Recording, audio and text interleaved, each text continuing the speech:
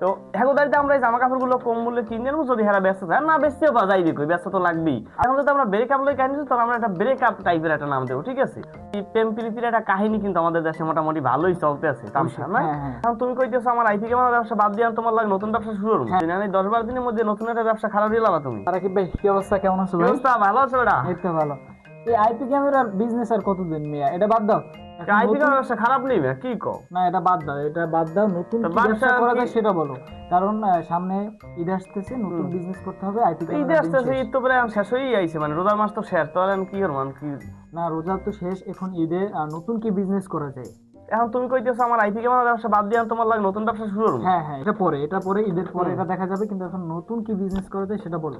তো এখন ঈদের বাহি আছে আর ধরো 10-12 দিন, আমি 10-12 দিনের মধ্যে নতুন একটা ব্যবসা খারাপ দিয়ে লাবা তুমি। হ্যাঁ, নতুন একটা বিজনেস খাড়া করা যাইবে এই। আচ্ছা চলো তাহলে শুরু করি, এটা থইলে আইটি কেমন বাদ দিয়ে থইলাম, আইটি কেমন ব্যবসা এটা করলাম না। এটা বাদ। এখন তুমি কোন ব্যবসা হবে, নতুন কোন একটা ব্যবসা হওয়া লাগবে, করো কি করতে চাও চলো আমার কাছে করে। একটা আইডিয়া আছে, তুমি যে শোনো তাহলে আমি বলতে পারি। ভাই তুমি কি আইডিয়া দিবা? শোনো, আইডিয়া আমি এটা দিই, আমি এটা চিনতে পারছিলাম কিন্তু চাইলাম যে হরমো না, কিন্তু তুমি যদি কল ব্যবসাটা হতে পারি আমি। এখন বাংলাদেশে কিন্তু একটা এই প্রেম প্রীতির একটা কাহিনী কিন্তু আমাদের দেশে মোটামুটি ভালোই চলতে আছে, তামসা না? হ্যাঁ হ্যাঁ। তো এই তামসাটা যদি চলতেছে, এই তামসাটা আমরা কাজে লাগাই, এটা ব্যবসা হলে এটা কেমন হয় কও? তুমি বলতে চাচ্ছ যে ব্রেকআপ হওয়ার পরে যে বিজনেসটা? ওই যে ধরি লাইছে মানে এই তো ট্যালেন্ট মানে বরিশালের মাল বস দই হনো কাহিনী হইছে যাই গিয়া মাইয়েরা কিন্তু মূলত পোলাগুলো গিয়ে মোটামুটি একটা ঈদের মার্কেট মুখে একটা করিয়ে লাই আবেগের চোড়ে প্রেমের টানে একটা কিন্তু পাঞ্জাবি টি শার্ট বা জুতা মোতা একটা কেনে।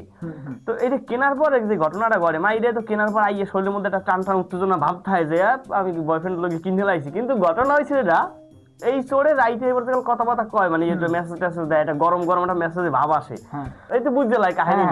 তো এই পরে যাইয়া ব্রেকআপ যা তোর লাগে কথাবার্তা কমনো শেষ।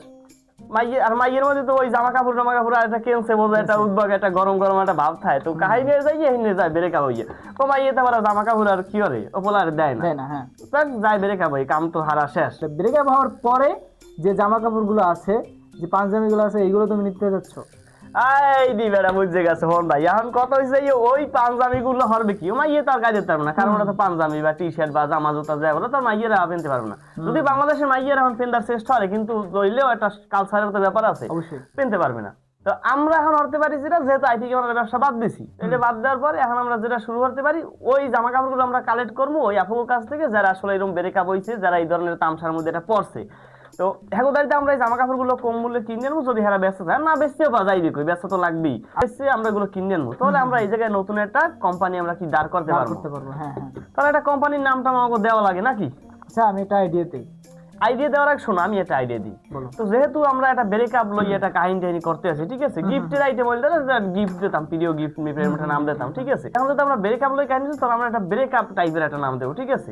তো এটার নামটা হচ্ছে আমি এটা চিনতে পারবো না করছিলাম একদিন, ঠিক আছে, যেহেতু এটা আবার উল্টো পাল্টা কাম কাজে লেগে আমি রাজি হইলাম না।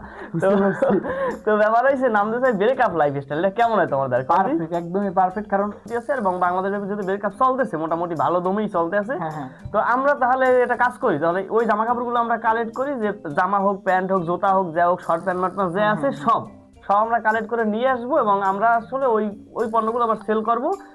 অনলাইনেই করি, আমাদের দোকান মোকান নেওয়ার দরকার নাই যে। তাহলে আমরা একটা কাজ করি, অল বাংলাদেশ আমরা আমাদের এই ব্রাঞ্চের নামটা ছড়াই দিই। ব্রাঞ্চের নাম হচ্ছে আমাদের ব্রেকআপ লাইফস্টাইল।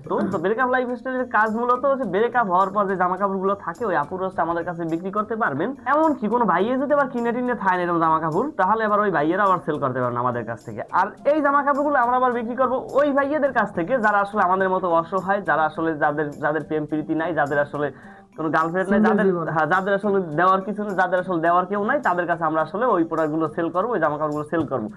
এখানে যে রইবে দেখেন, আমরা যদি এটা ব্রেকআপ হওয়ার পরে জামা কাপড়গুলো আমাদের কম মূল্যে বেচছিলাম, এবং আমরা যদি আবার মোটামুটি এটা লাভ করে আবার অন্য মানুষের দ্বারা দিয়ে দিই, তাহলে যে ঘটনাটা হইবে, যারা সিঙ্গেল আছে তাদের জীবনটা কিন্তু এক প্রকার অসহায় গরিবের মতো। অবশ্যই আমাদের মতো। হ্যাঁ, এই তোমার মতো ধরো যারা গরিব আছে, এই গরিব মানুষগুলো কিন্তু কম মূল্যে জামা কাপড়গুলো পড়তে পারবে, অবশ্যই। ঠিক আছে।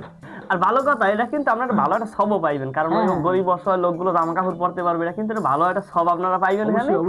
স্মার্ট লাইফের দিন শেষ, এখন হচ্ছে ব্রেকআপ লাইফস্টাইলের বাংলাদেশ। আইটি ক্যামেরার দিন শেষ, ব্রেকআপ লাইফস্টাইলের বাংলাদেশ।